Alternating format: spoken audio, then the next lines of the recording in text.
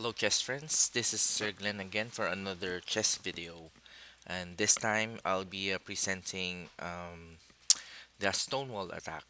Okay, so first before we start, let us first differentiate the difference between an opening setup and an opening system. Ano ba yung pagkakaiba ng dalawa? Okay, when we say opening setup, ito yung kahit anong itira ng kalaban mo, yun at yun din yung ititira mo or yung gagawin mong moves. This is what we call the tabiya or setup. Okay, so no matter how your opponent responds, you will play the same moves or the same formation at all times. Ito yung tinatawag nating setup. When we say system, ito yung medyo may interaction, no? So nakabase yung tira mo base sa tira ng kalaban mo. Not necessarily iibahin mo yung opening mo, but you will insert some ideas para um, maiba ng konti yung system mo. Okay? So last time, diniscuss ko kung paano i-play yung London system both as a tabiya or a setup and as a system. Okay? And I look at it on Black's perspective or kung paano siya i-play kapag ikaw yung itim at you are facing the London system. Okay, now this time, let us focus our attention to the Stonewall attack. Okay, so the Stonewall attack is particularly set up when you place your pawns on d4, e3, and then c3 and f4, and you place your pieces in such a way like this: bishop d3, knight, castle kingside, and then knight bd2. This is what we call the Stonewall attack. Okay? So, bakit siya tinawag na Stonewall? Because the pawn chain on b2, c3, d4, e3, and f4 forms like a wall. And like the Stonewall defense, as black, SWA or a Stonewall attack is played as white. Okay, so ito yung pinaka-basic setup. If we will notice, it has some similarities with London setup. Kasi sa London setup, which is the basic setup, ay ganito. No, napansin natin na yung bishop sa f4, napalitan lang siya ng pawn sa f4. No? At yung bishop medyo napunta sa d3. Actually sa London pwede rin namang ilagay sa d3 yung bishop So that's the first difference. Second difference is the Stonewall attack usually generates close position, whereas sa London semi-close. Anong ibig ko sabihin?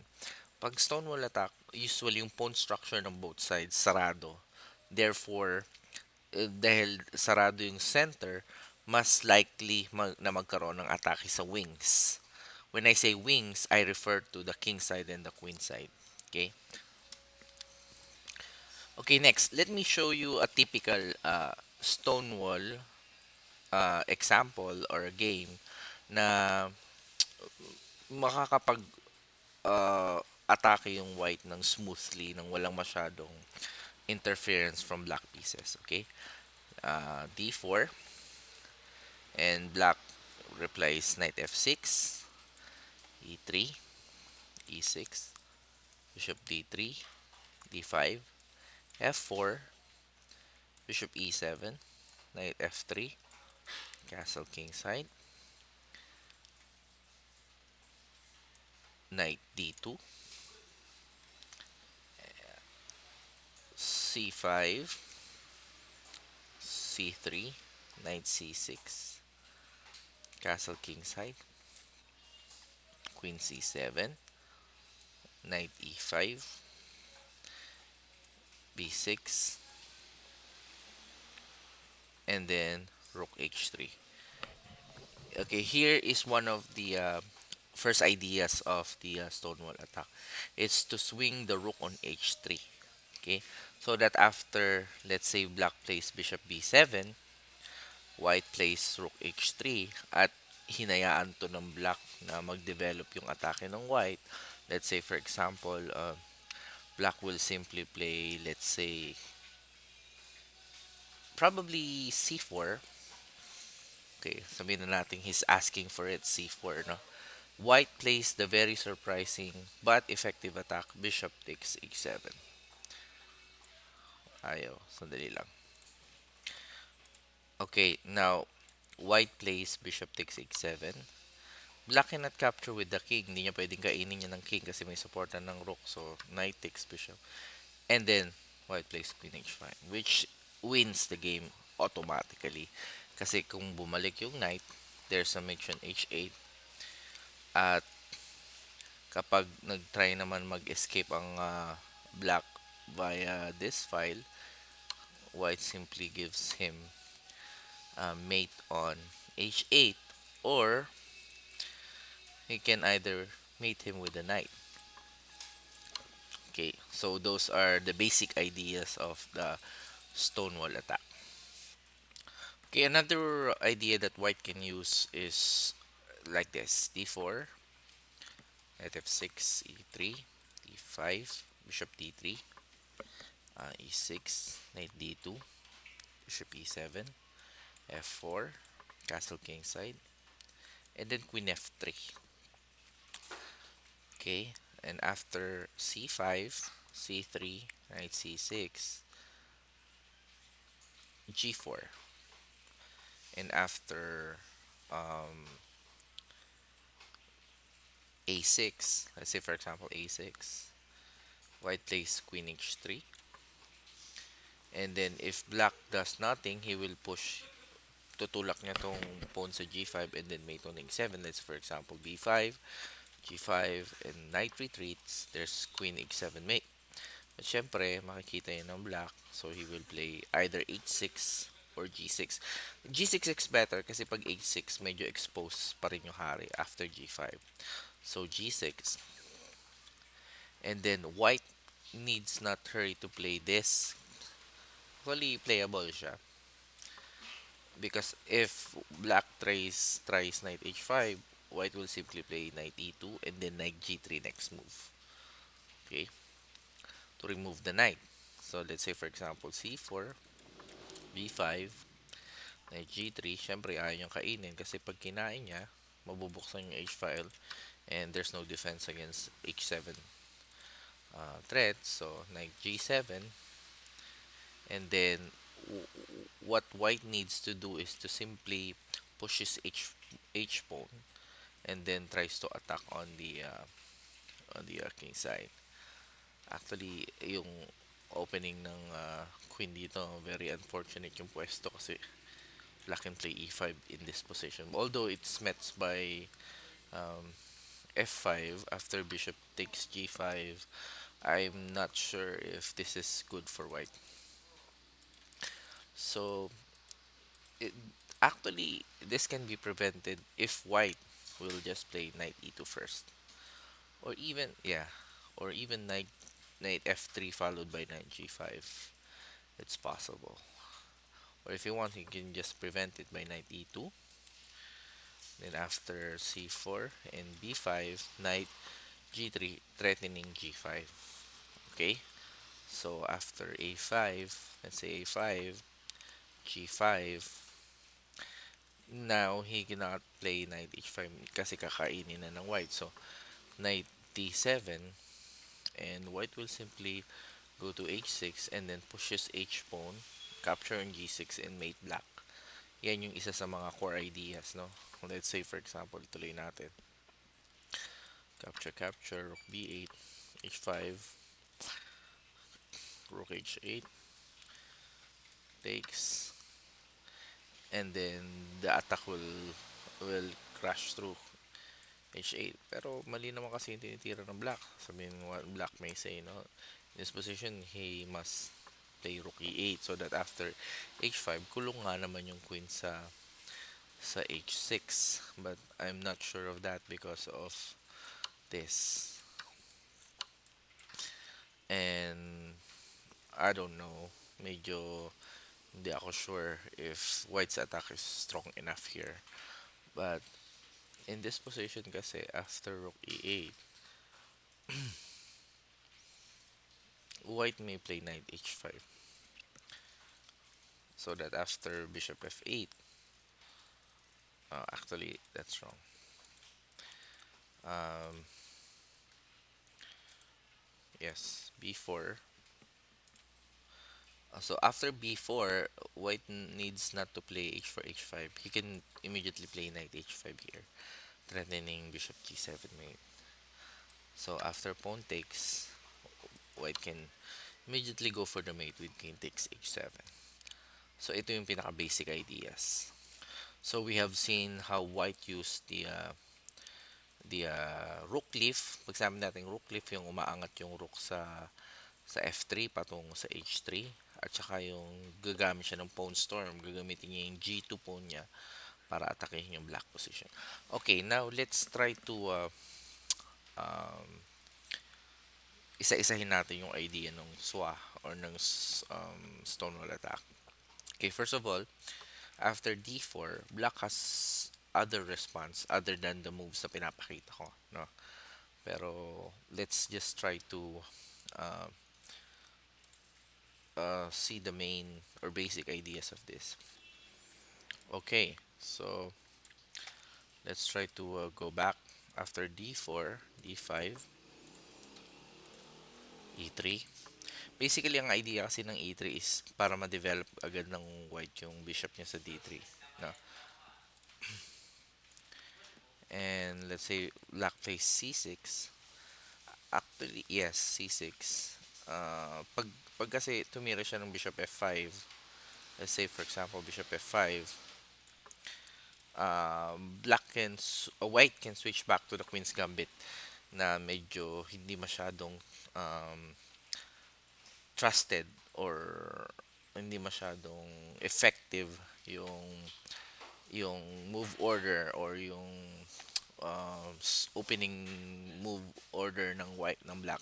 Basically ganito yan.